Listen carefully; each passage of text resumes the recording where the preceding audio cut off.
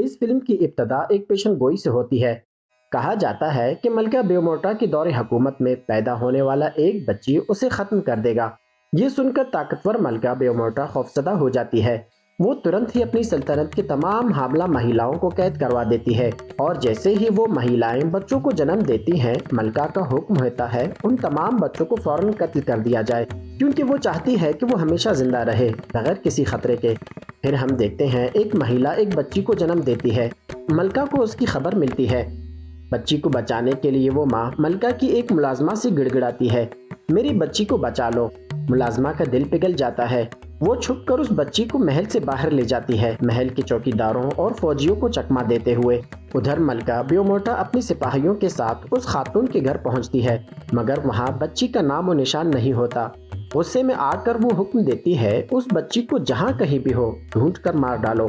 मुलाजमा उस नन्ही बच्ची को बहुत दूर ले जाती है, लेकिन अचानक उसे मलका की दरिंदा कुत्तों की आवाज सुनाई देती है। वक्त कम है। बचाने के लिए वो फौरन बच्ची को एक लकड़ी के तख्ते पर रखकर दरिया में बहा देती है। दरिंदा कुत्ते आकर मुलाजमा को चीर फाड़ देते हैं, मगर बच्ची बहते बहते दूर निकल जाती है।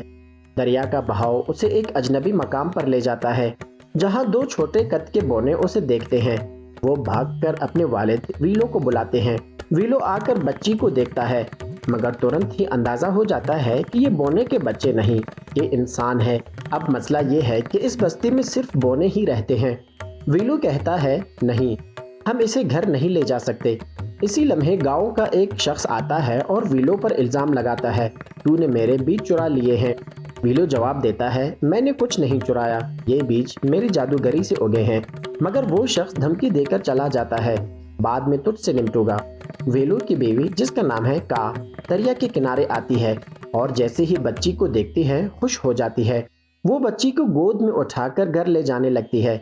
वीलो उसे रोकने की कोशिश करता है, लेकिन जंगली जानवरों के डर से वो दोनों उसे घर ले आते हैं। घर पहुंचकर वीलो अपनी बीवी और बच्चों को ताकीद करता है कि किसी को कुछ न बताना, ये राज हमारे दरमियान ही रहेगा। मगर का कहती है, हमें ये बच्ची कौंसल को दिखानी चाहिए, ये बच्ची बोने की नहीं है। अगर गांव वालों ने देख लिया तो वो नाराज हो जाएंगे। अगली सुबह वेलो अपने दोनों बच्चों को लेकर गांव के मेले में जाता है। वहां वो अपना जादू दिखा रहा होता है। वेलो एक जादू से नन्हे सुअर को गायब करने की कोशिश करता है, लेकिन वो जादू बुरी तरह नाकाम हो जाता है और लोग उसका मजाक उड़ाने लगते हैं। इसी लम्हे गांव का सरदार, जो खुद भी एक बड़ा जादूगर है, 3 अफराद को चुनता है कि उन्हें जादू सिखाया जाए। वेलो भी उनमें शामिल होता है, मगर जब जादूगर उनका इम्तिहान लेता है तो कोई भी पास नहीं होता। अचानक मलका बेओमोटा की तरफ से भेजा गया एक दरिंदा जानवर गांव में हमला कर देता है। सारे बौने खौफजदा होकर भाग जाते हैं, मगर चंद बहादुर लोग इकट्ठे होकर उस जानवर पर हमला कर देते हैं और आखिरकार उसे मार डालते हैं। फिर सब हैरान होकर अंदाजा लगाते हैं, ये दरिंदा किसी बच्चे को ढूंढ रहा था। वीलू तुरंत ही अपने बच्चों को लेकर घर की तरफ दौड़ता है और जैसे ही घर पहुंचता है खुशी से सुकून का सांस लेता है, क्योंकि उसकी बीवी और बच्ची दोनों महफूज होती हैं। फिर वेलू बच्ची को लेकर गांव के सरदार के पास जाता है। वो बच्ची को सरदार के हवाले कर देता है। अब बुर्गिल गट नामी शख्स सरदार से कहता है, हमें ये बच्ची मलका बेओमोटा को दे देनी चाहिए। वेलू गुस्से से जवाब देता है कि वो तो इसे मार डालेंगे। सरदार संजीदगी से कहता है, ये बच्ची खास है, हमें इसे किसी बोने के हवाले करना चाहिए ताकि ये महफूज रहे। वो मजीद बोनों को हुक्म देता है कि वो वेलो के साथ इस मिशन पर जाएं ताकि बच्ची को कहीं दूर पहुंचाया जाए। अगले दिन वो सब सफर के लिए रवाना होते हैं। काफी दूर चलने के बाद वो एक जगह आराम करने रुक जाते हैं। दूसरी तरफ मलका बेओमोटा अपनी सिपाहियों को हुक्म देती है, उस बच्ची को फौरन ढूंढो, मैं उसे कुर्बान करके हमेशा के लिए जिंदा रहूंगी। अब हम देखते हैं बेओमोटा की सिपाही वेलो के ग्रुप के ताकुब में पहुंचते हैं। वेलो और उसके साथी झाड़ियों में छुप जाते हैं। जैसे ही सिपाही वहां से गुजर जाते हैं वो दोबारा सफर शुरू कर देते हैं। रास्ते में उन्हें एक आदमी दिखाई देता है जो एक पंजरे में कैद है। वो शख्स जैसे ही वेलू और उसके दोस्तों को देखता है मिन्नत समाजत करता है, खुदा के लिए मुझे आज़ाद कर दो। मगर वेलू साफ इनकार कर देता है। बुर्गिल वेलू को कहता है, हमें ये बच्ची उसे दे देनी चाहिए, वो भी एक बोना है। लेकिन वेलू उसे मुजरिम समझता है। वो कहता है, मैं एक कैदी को ये नन्ही जान नहीं सौंप सकता। बुर्गिल गुस्से में आ जाता है। वो कहता है, ये हमारा हुक्म था, और फिर अपने साथियों को लेकर वापस जाने लगता है। वेलू और उसका एक दोस्त वहीं रुक जाते हैं। अगली सुबह वीलू एक फौज को आते हुए देखता है। वो अपने साथियों से कहता है बच्ची को साथ ले जाओ, लेकिन कोई तैयार नहीं होता। तब वीलू उस फौज के जनरल एरिक से कहता है बराहे करम आप बच्ची को अपने साथ ले जाएं। जनरल मशवरा देता है ये बच्ची किसी औरत के सुपुर्द होनी चाहिए। फिर जनरल एरिक उस कैदी जिसका नाम मेड मार्टिगन है से मिलता है। मार्टिगन कहता है मुझे इस पिंजरे से निकालो, मगर एरिक जवाब देता है काइल ने हमारे किले पर हमला किया, हम उसे सजा देने जा रहे हैं और तुम अभी यहीं कैद रहोगे। ये कहकर वो सब चले जाते हैं। वीलू हैरत और परेशानी में डूबा होता है। उसी वक्त मेड मार्टिगन दोबारा उसे मनाने की कोशिश करता है। मेरी भी एक बेटी थी जो मर गई, मैं इस बच्ची की परवरिश बहुत मोहब्बत से करूंगा। वीलू के पास कोई चारा नहीं बचता, उसे अपने गांव, बीवी और बच्चों के पास वापस जाना होता है। सो वो मार्टिगन को आजाद कर देता है और बच्ची उसे सौंपते हुए कहता है वादा करो इसका ख्याल रखोगे। मेड मार्टिगन वादा करता है और बच्ची को लेकर रवाना हो जाता है। वीलू और उसका दोस्त खुश होकर वापसी की राह लेते हैं, मगर अचानक बच्ची की रोने की आवाज आती है। वीलू देखता है एक परिंदा बच्ची को पंजों में दबोचे हुए उड़े जा रहा है और उस पर एक छोटा आदमी सवार है। अचानक वीलू और उसका दोस्त छोटे कद वाले लोगों के हमले की जद में आ जाते हैं। वीलू और उसका दोस्त उन छोटे कद वाले लोगों से बचने की कोशिश करते हैं, मगर एक गड्ढे में गिर जाते हैं। वो गड्ढा दरअसल इन्हीं नन्हे लोगों ने बनाया था। ये नन्हे लोग दरअसल ब्राउनीज कहलाते हैं और वो दोनों को कैदी बना लेते हैं। अचानक एक फरिश्ता जाहिर होता है और वेलू से कहता है वेलू तुम एक अच्छे इंसान हो। वेलू हैरत से पूछता है तुम्हें मेरा नाम किसने बताया? फरिश्ता जवाब देता है ईला ने। वेलू हैरान होता है वो तो सिर्फ एक बच्ची है। फरिश्ता कहता है ईला कोई आम बच्ची नहीं, उसने तुम्हें खुद चुना है अपने मुहाफिज के तौर पर, लिहाजा तुम्हारी जिम्मेदारी है उसे महफूज मकाम तक पहुंचाओ। फिर फरिश्ता उसे हुक्म देता है कि वो एक अजीम जादूगर के पास जाए और उसे एक जादुई छड़ी भी देता है। अगली सुबह वेलू अपने दोस्त से कहता है कि वो वापस गांव चला जाए और खुद ब्राउनीज के साथ सफर पर रवाना हो जाता है जैसे फरिश्ते ने उसे कहा था। रास्ते में एक ब्राउनी उसे मलका बेओमोटा की सच्चाई बताता है। फिर वो एक ऐसी बस्ती में पहुंचते हैं जहां सब नशे में धुत होते हैं। वेलू एक महिला से बच्ची के लिए दूध मांगता है, लेकिन वो बदतमीजी से कहती है यहाँ से दूर हो जाओ। वेलू बच्ची को लेकर एक कमरे में चला जाता है। वहाँ अचानक दोनों ब्राउनीज उसकी जेब से छलांग लगाकर बाहर आ जाते हैं। फिर उनमें से एक बिल्ली को देखकर डर जाता है और सीधा एक शराब के कप में गिर जाता है। इसी दौरान हम देखते हैं कि मेड मार्टिगन एक औरत के साथ अयाशी कर रहा होता है। अचानक उस महिला का पति आ जाता है। छुपने के लिए मेड मार्टिगन महिला के कपड़े पहन लेता है।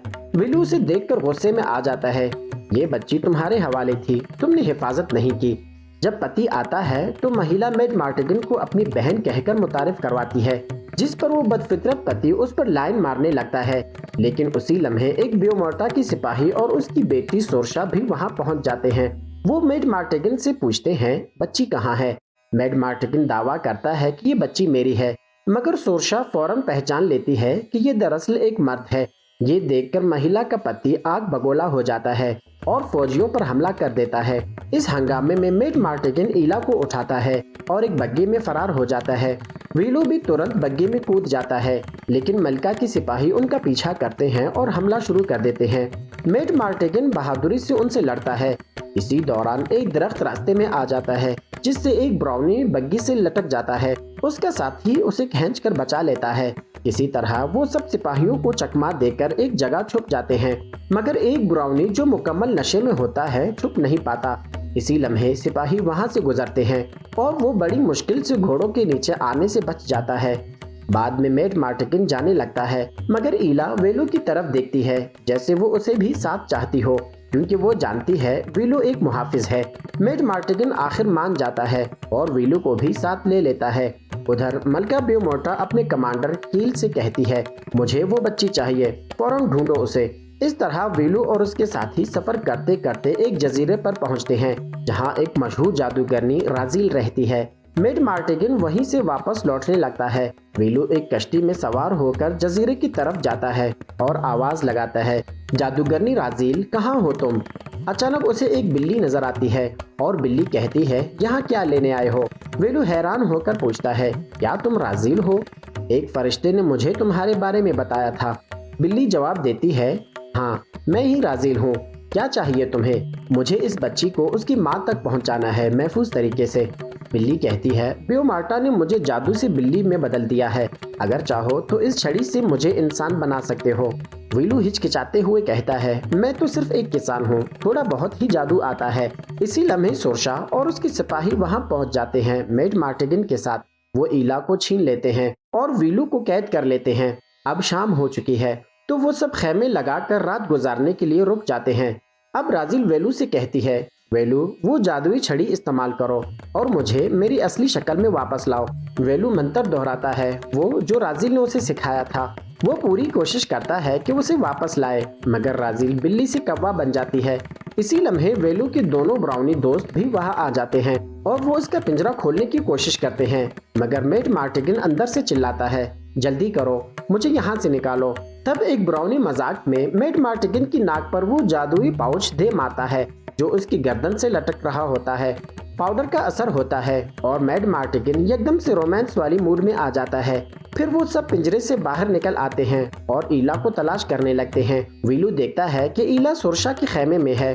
मेड मार्टिगन तुरंत ही खेमे में घुस जाता है। वहाँ सोरशा को सोते हुए देखकर उस पर आशिक हो जाता है और उसे चूमने ही वाला होता है। इसी लम्हे सोरशा जाग जाती है। वो उसे तुरंत ही खेमे से निकलने को कहती है, मगर मेड मार्टिगन पीछे हटने की मूड में नहीं होता। वो उससे कहता है, तुम बहुत खूबसूरत हो, मैं तुमसे मोहब्बत करता हूँ। उधर वेलू बच्ची को लेकर भागने की कोशिश करता है, मगर सोरशा के सिपाही उसे दबोच लेते हैं। इसी हंगामे में पूरा खेमा उन सब पर गिर जाता है। मेड मार्टिगन तलवार निकालता है और सोरशा के सिपाहियों पर हमला कर देता है।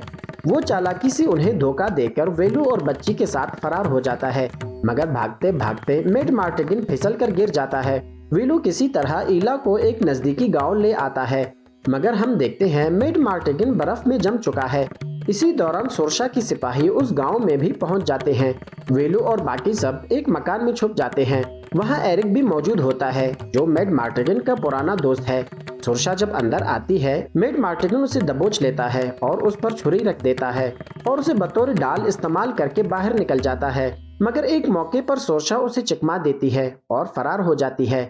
अब वेलू और मेड मार्टिगन आगे बढ़ते हैं और कुछ देर बाद एक पुरानी खंडर ज़दा जगह में पहुंचते हैं जहां के तमाम लोग पत्थर बने होते हैं।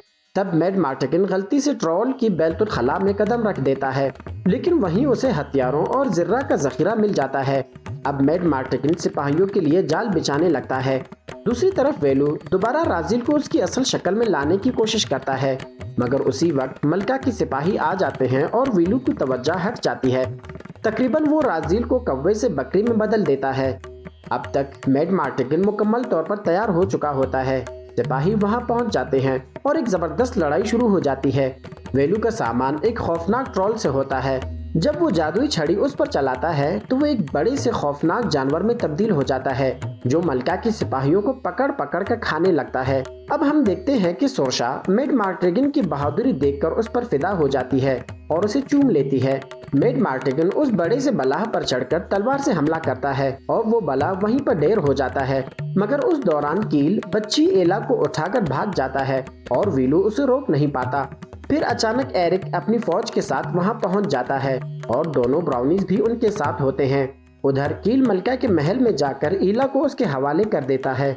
मलका अब जान जाती है कि उसकी अपनी बेटी सोरशा ने दुश्मनों का साथ दिया है। अब सब लोग बेओमार्टा के महल के करीब आकर इकट्ठे होते हैं।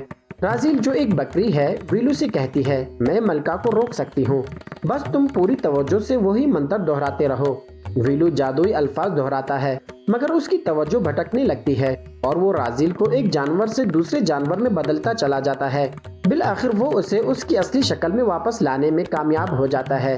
तब तक मलका अपने जादू से तमाम लोगों को सुअरों में बदल देती है और एक खूनी रस्म शुरू कर देती है जिससे वो रूहों पर कब्जा हासिल करना चाहती है।